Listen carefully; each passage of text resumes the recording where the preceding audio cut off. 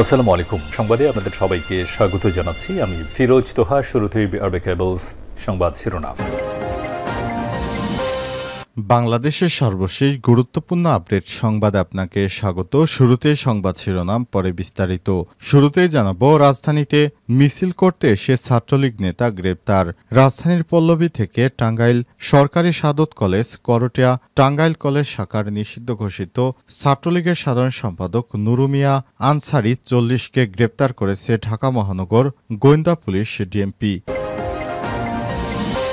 এরপর জানাবো, তুরিন আফরোজ ৪ দিনের রিমান্ডে। বৈষম্যবিরোধী ছাত্র আন্দোলনের সময় রাজধানীর উত্তরা এলাকায় আব্দুল জব্বার নামে এক শিক্ষার্থীকে হত্যা চেষ্টার মামলায় আন্তর্জাতিক অপরাধ ট্রাইব্যুনালের সাবেক প্রসিকিউটর ব্যারিস্টার তুরিন আফরোজের ৪ দিনের রিমান্ড মঞ্জুর করেছে আদালত।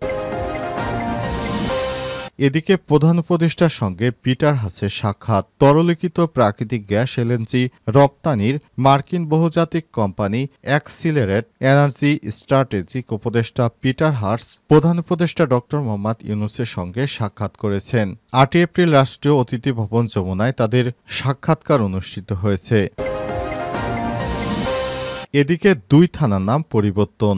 বাংলাদেশ পুলিশের ২ থানার নাম পরিবর্তন করা হয়েছে। ২টি থানা বঙ্গবন্ধু সেতু প্রান্তে অবস্থিত। মঙ্গলবার ৮ এপ্রিল স্বরাষ্ট্র মন্ত্রণালয়ের জননিরাপত্তা বিভাগের পুলিশ ২ শাখা থেকে জারি করা এক প্রজ্ঞাপনে নাম পরিবর্তন করে প্রজ্ঞাপন জারি করা হয়েছে।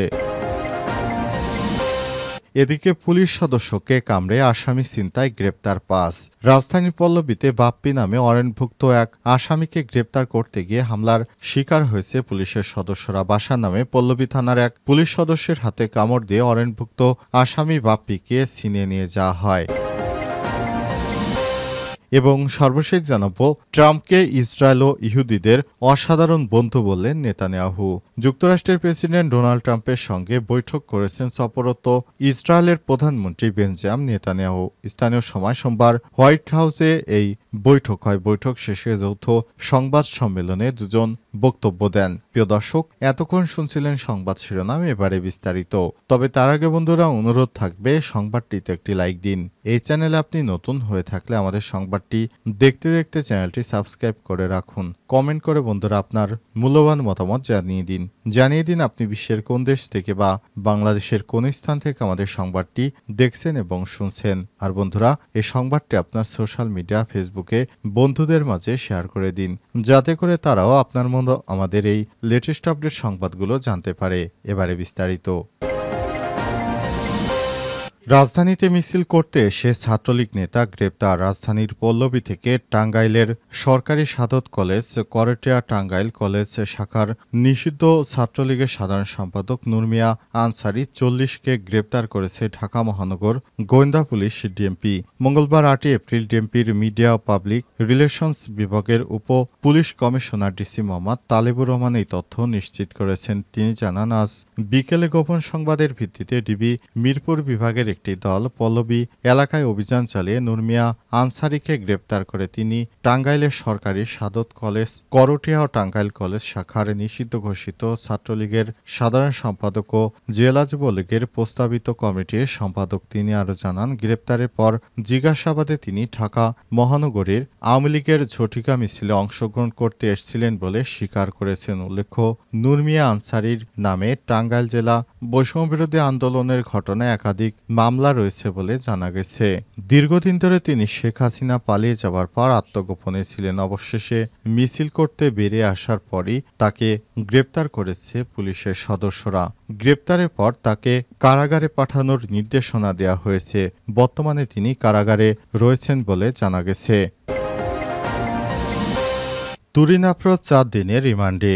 বৈষম্যবিরোধী ছাত্র আন্দোলনের সময় রাজধানীর উত্তরায় আব্দুল জব্বার নামে এক শিক্ষার্থীকে হত্যা চেষ্টার মামলায় আন্তর্জাতিক অপরাধ ট্রাইব্যুনালের সাবেক প্রসিকিউটর ব্যারিস্টার তুরিন আফরোজের ৪ দিনের রিমান্ড মঞ্জুর করেছে আদালত। মঙ্গলবার ৮ এপ্রিল তাকে আদালতে হাজির করে ১০ দিনের রিমান্ড চেয়ে আবেদন করে পুলিশ। শুনানি শেষে ঢাকার অতিরিক্ত চিফ মেট্রোপলিটন ম্যাজিস্ট্রেট জাকির হোসাইনের আদালত তার ৮ দিনের রিমান্ড মঞ্জুর করেছেন। বেলা ১১ 12টার দিকে তুরিন আফরোজকে আদালতে আনা হয়। এরপর দুপুর 2টা 35 মিনিটে এজলাসে তোলা হয়। রাষ্ট্রপক্ষ ঢাকা মহানগর দায়রা জজ আদালতের পাবলিক প্রসিকিউটর ওমর ফারুক ফারুকী রিমান্ডের পক্ষে শুনানি করেন।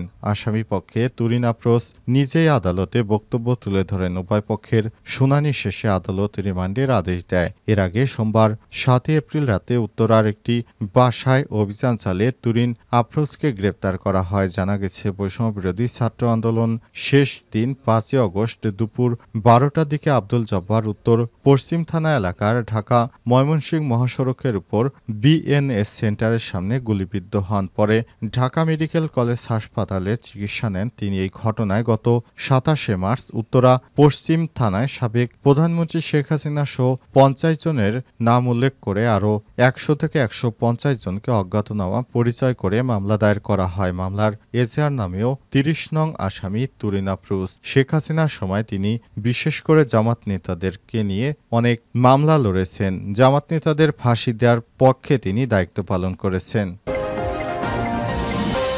প্রধান উপদেষ্টার সঙ্গে পিটার হাসের সাক্ষাৎকার। তরলীকৃত প্রাকৃতিক গ্যাস এলএনজি রপ্তানিতে মার্কিন বহুজাতিক কোম্পানি অ্যাক্সিলারেট এনার্জি স্ট্র্যাটেজিক উপদেষ্টা পিটার হাস প্রধান উপদেষ্টা ডক্টর ইউনূসের সঙ্গে সাক্ষাৎ করেছেন। মঙ্গলবার 8 এপ্রিল রাষ্ট্রীয় অতিথি ভবন যমুনায় তাদের এই সাক্ষাৎকার অনুষ্ঠিত হয়েছে বলে জানিয়েছেন প্রধান উপদেষ্টার প্রেস উইং। তবে বৈঠকে তাদের মধ্যে কী বিষয়ে আলোচনা হয়েছে তা এখনও জানা যায়নি। 2024 সালের 27 সেপ্টেম্বর যুক্তরাষ্ট্রের ফরেন সার্ভিস থেকে অবসরে যান পিটার হাস। এরপর অ্যাক্সিলারেট এনার্জি স্ট্র্যাটেজিক উপদেষ্টার পদে যোগ দেন তিনি। উল্লেখ্য, অ্যাক্সিলারেট এনার্জি যুক্তরাষ্ট্রের টেক্সাসের উডল্যান্ডে অবস্থিত বিশ্বের অন্যতম বৃহৎ এলএনজি সরবরাহকারী প্রতিষ্ঠান। এলএনজি সরবরাহের পাশাপাশি এলএনজি রূপান্তরের ভাসমান টার্মিনাল অবকাঠামো উন্নয়নে কাজ করে তারা। বাংলাদেশ ছাড়াও আরব আমিরাত, যুক্তরাজ্য, ব্রাজিল, আর্জেন্টিনা, ফিলিপাইন, সিঙ্গাপুর সহ